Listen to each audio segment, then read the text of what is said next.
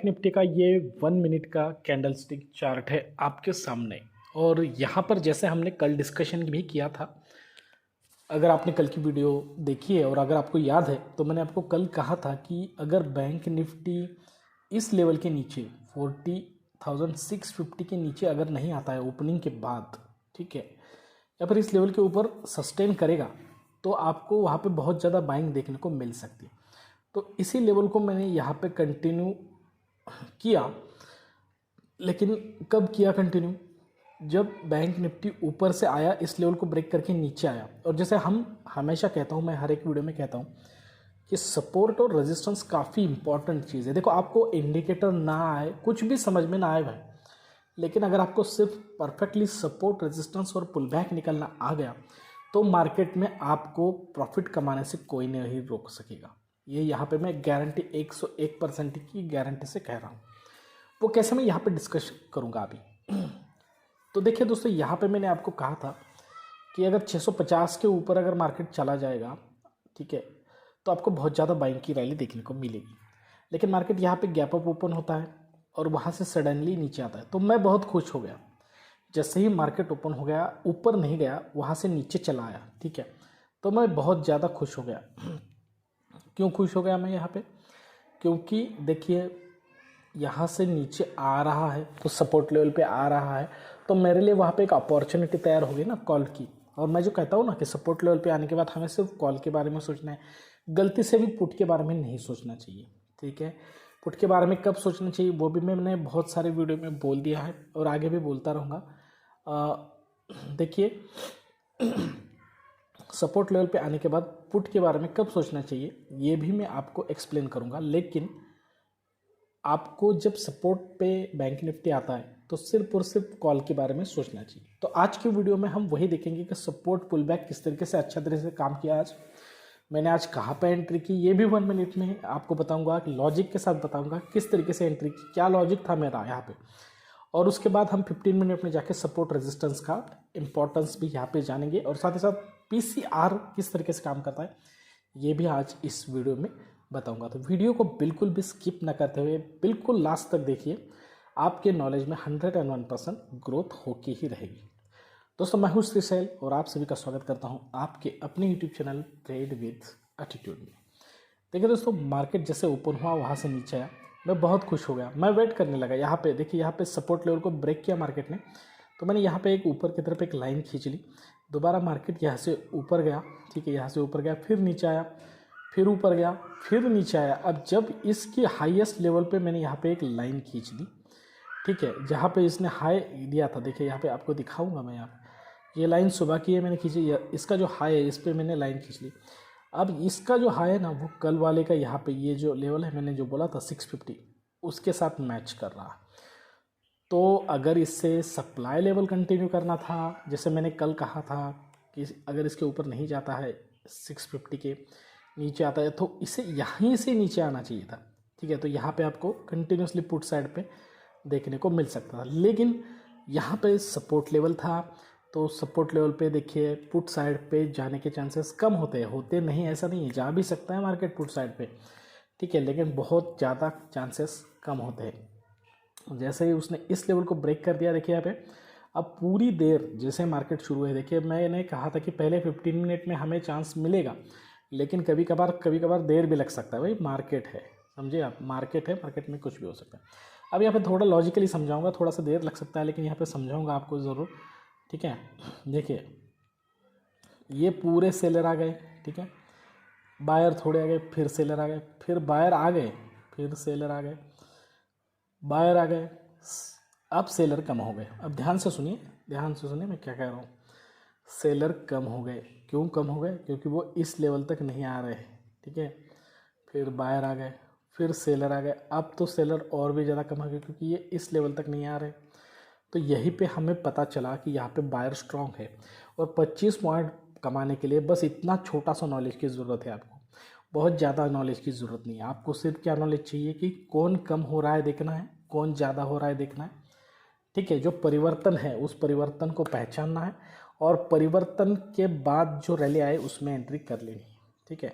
तो देखिए यहाँ पे फिर बायर आ गए। अब तो देखिए यहाँ पे 2 ही कैंडल भी नहीं है सेलर वाली, तो अब पूरी तरीके से सेलर ख़त्म कर दिया मार्केट ने, और वो साथ ही साथ सपोर्ट लेवल पे है। सपोर्ट लेवल पे है तो मार्केट बढ़ना ही चाहिए।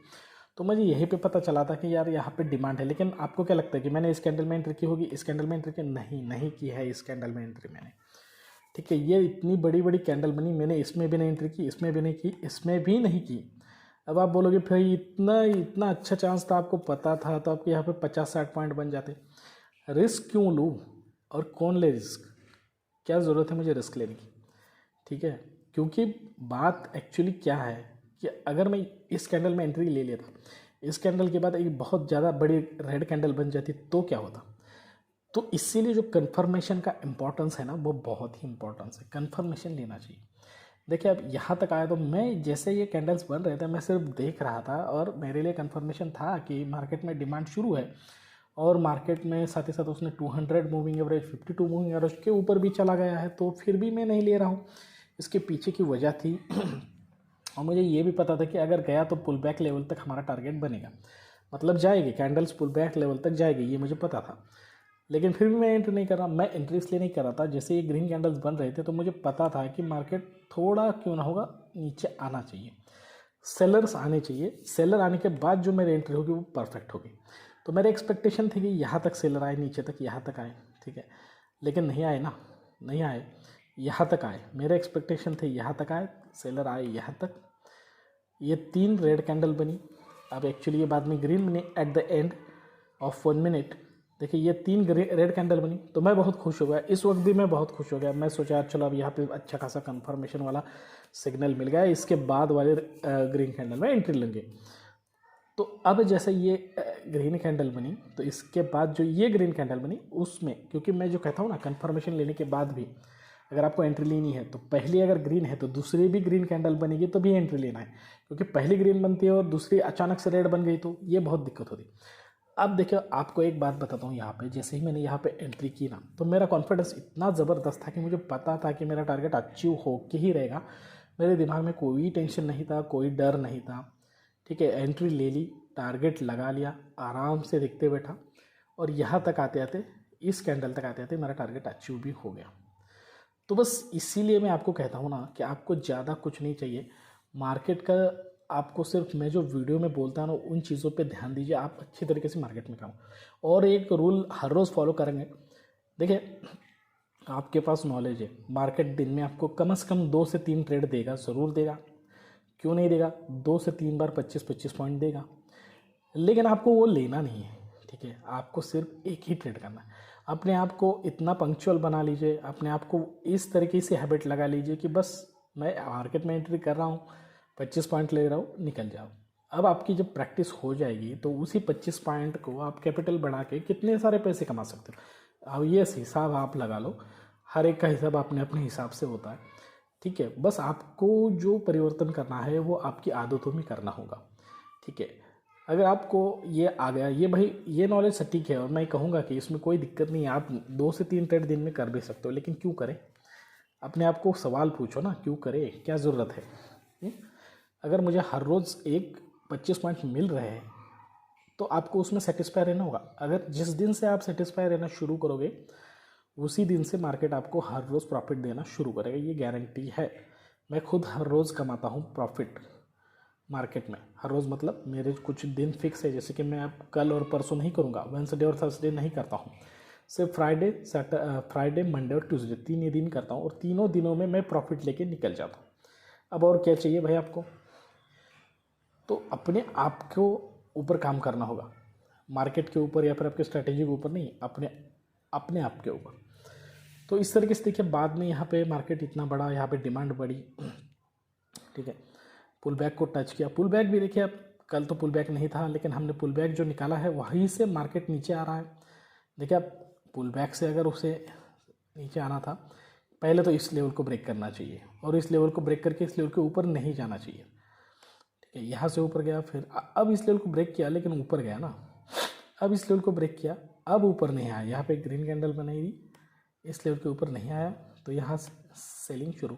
दोबारा से यहाँ पर आकर सपोर्ट, देखिए सपोर्ट और रेजिस्टेंस इतने इम्पॉर्टेंट है, आप देखो कितने इम्पॉर्टेंट है। सपोर्ट पे आने के बाद कितनी बार मार्केट ने यहाँ पे कितनी बार सपोर्ट ले लिया, देखिए फिर एक बार यहाँ पे डिमांड शुरू हो गई, ठीक है, देखिए डिमांड शुरू हो गई और दोबारा से सेलिंग हो गई, लेकिन सपोर्ट पे आके फिर एक बार रुका, फिर एक बार बाइंग, फिर एक बार सेलिंग, लेकिन सपोर्ट को नहीं तोड़ सका।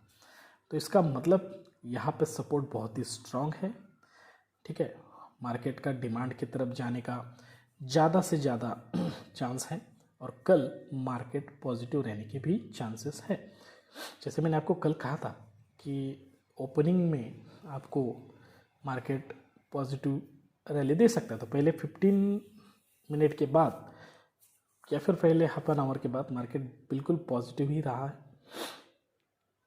तो अब यहाँ पे हम आते हैं, यहाँ पे सपोर्ट रेजिस्टेंस कल का ही रहेगा, ठीक है, कल का ही रहेगा, कल का ही रेजिस्टेंस है, कल का ही सपोर्ट है, कल का ही पुल बैक है, तीनों भी कल का ही रहेगा। और साथ ही साथ आपको यहाँ पे बताऊँ कल मार्केट में शायद बाइंग की रैली हो सकती है। और यहाँ पे एक हिंट दूंगा, बिल्कुल कल की तरह ही हिंट है, सोने पे सुहागा होगा। अगर मार्केट ओपन होकर नीचे आएगा और सपोर्ट लेवल को टच करके अगर ऊपर जा रहा है तो आप यहाँ पे कॉल साइड पे जा सकते हो। लेकिन अगर मार्केट, ठीक है, लेकिन अगर मार्केट ओपन होते ही ऊपर जा रहा है तो तुरंत एंट्री ना करें, उसे नीचे आने दे, सेलर आने दे थोड़े से, फिर बायर अगर स्ट्रांग है उन्हें देखें और तभी कॉल साइड पे एंट्री करना, ठीक है। अब यहाँ पे पुट कॉल रेशो किस तरीके से काम करता है ये थोड़ा सा समझाऊंगा। देखिए ओपनिंग में कॉल थे इतने, पुट थे इतने और उसका रेशो आ रहा था 0.49, तो वो स्ट्रांगली बेरिश था। फिर मैंने 15 मिनट में बाद देखा तो कॉल बढ़े, पुट भी बढ़ा और रेशो भी बढ़ चुका था। तो सॉरी, और उसके बाद फिर एक बार मैंने 12 मिनट बाद देखा तो रेशो बढ़ चुका। अब ये जो रेशो बढ़ रहा है 49 से लेके 52 तक, ठीक है, एक्चुअली बेरिश रेशो है, लेकिन रेशो में जो बढ़ोतरी हो रही है उसका सिग्नल यह है कि पुट राइटर्स स्ट्रांग हो रहा है कंपेयर टू कॉल राइटर्स। इसका मतलब है कि मार्केट का पॉजिटिव तरफ जाने का चांसेस ज़्यादा है, मार्केट बढ़ने का चांसेस ज़्यादा है, ठीक है। अब ये आपको कॉन्फिडेंस दिलाता है कि अगर मैं सही एंट्री करूँगा, प्रॉपर एंट्री करूँगा तो मेरा कॉल बनेगा। अब देखिए यहाँ पे और एक चीज़ आपको बताना रहेगा, मैं देखिए थोड़ा सी खांसी अभी भी है मुझे, बीमार अभी भी हूँ मैं, इसकी वजह से आपको जो दिक्कत हो रही है उसके लिए वेरी वेरी सॉरी। देखिए जल्दी ही ठीक हो जाऊँगा तो इस तरीके से दिक्कत आपको नहीं आएगी, ठीक है।